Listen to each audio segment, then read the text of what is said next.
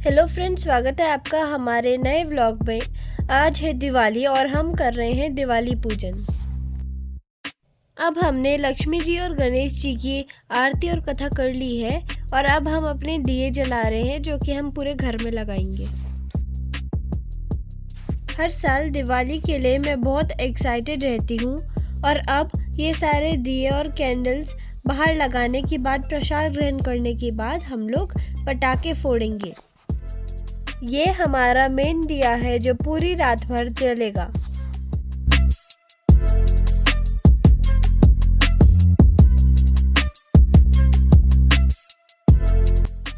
ये modern candle है और इसकी खास बात ये है कि ये जलने के बाद, पिघलने के बाद इसी में कलेक्ट होती रहती है, तो आप इसे रीयूज कर सकते हो।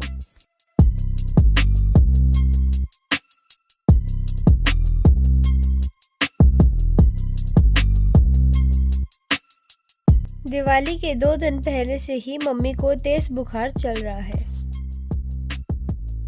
जिसकी वजह से इस बार हम अपने घर को सजा भी नहीं पाए। अब हमारे सारे दिए जल गए हैं और दादी जी इन्हें लेकर के बाहर आ रही हैं।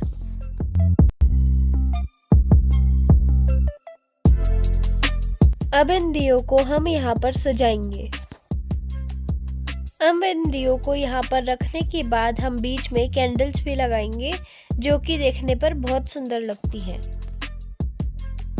मम्मी की तबीयत खराब होने की वजह से हम इस साल हर बार की तरह लड़ियाँ नहीं लगा पाए हैं और हमने बस 2 ही लड़ियाँ लगाई हैं और बाकी हमने 3 बल्ब्स लगाए हैं, जिससे कि काफ़ी हद तक लड़ियों की कमी पूरी हो चुकी है। अब दादी जी दिए लेकर ग्राउंड फ्लोर पर जा रही हैं। ग्राउंड फ्लोर पर पापा का ऑफिस है और उसके सामने और गेट के सामने दादी जी दिए लगाएंगी। पहले जब पापा का ऑफिस नहीं था तब हमारा घर नीचे ग्राउंड फ्लोर पर ही था। ये हमारे घर की कार पार्किंग है।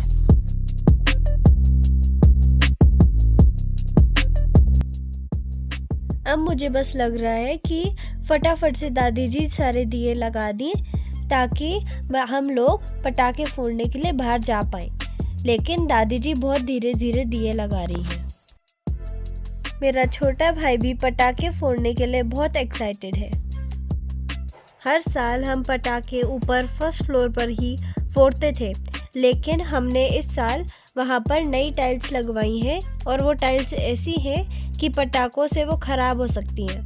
इसीलिए हम आज वहाँ पर पटाखे नहीं फोड़ेंगे और नीचे ही फोड़ेंगे, लेकिन रॉकेट हम ऊपर फर्स्ट फ्लोर से ही जलाएंगे क्योंकि वो नीचे से जलाने पर किसी के घर में भी जा सकते हैं। अब दादी जी ने लगभग सारे दिए लगा दिए हैं और पटाखे फोड़ने का टाइम आ गया है। दिवाली के दिन छत पर खड़े होकर आकाश को देखना मुझे बहुत पसंद है और यूजुअली हम ऐसा तब करते हैं जब हमारे पटाखे खत्म हो जाते हैं। हमारे अड़ोस पड़ोस में सभी ने अपने घरों को बहुत ही सुंदर तरीके से सजाया हुआ है। मुझे लौकी के लड्डू बहुत पसंद है, इसीलिए दिवाली की शाम को मैंने पापा को स्पेशली भेजकर लौकी के लड्डू मंगवाए थे।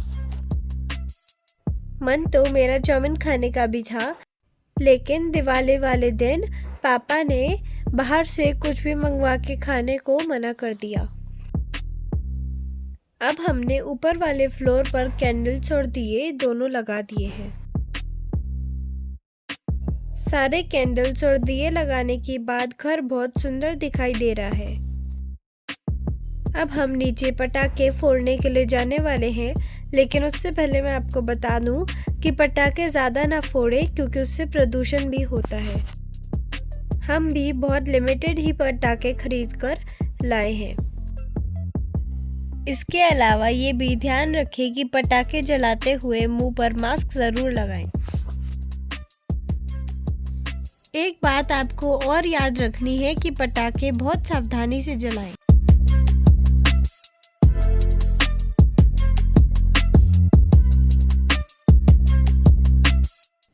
पटाखे जलाने से पहले चलो जरा पहले लौकी के लड्डू खा ले। हैप्पी दिवाली दोस्तों। मेरा बस चले तो मैं पूरा डब्बा भी खा सकती हूँ। मेरा मतलब डब्बे से नहीं, जो उसके अंदर सारे लौकी के लड्डू है उससे है। मेरा छोटा भाई तो लौकी के लड्डू भी नहीं खा रहा है क्योंकि उसे बस पटाखे जलाने की लगी है।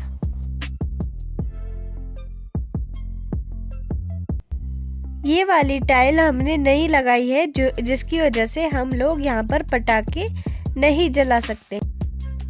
इस छत से आसपास देखने पर सारे घर बहुत ही सुंदर नजर आ रहे हैं। हमारा घर भी ऐसे ही सुंदर दिखाई देता है, लेकिन आज मम्मी और पापा पूरे दिन डॉक्टर के पास रहे, इसीलिए हम लड़ियाँ नहीं लगा पाए। आशा करते हैं कि आपने भी इसी प्रकार से अपने घर को सजाया होगा। अब हम सारे पटाखे लेकर नीचे ग्राउंड फ्लोर पर चल रहे हैं। पापा के ऑफिस के सामने हमने सारे पटाखे निकाल कर रख दिए हैं। मेरा छोटा भाई पटाखों को जल्दी जलाने की जिद कर रहा है। पटाखों को जलाते वक्त हम आपको ओरिजिनल साउंड उनकी सुनवाएंगे, जिससे आपको फील आ सके। तो दोस्तों, आप सभी को हैप्पी दिवाली।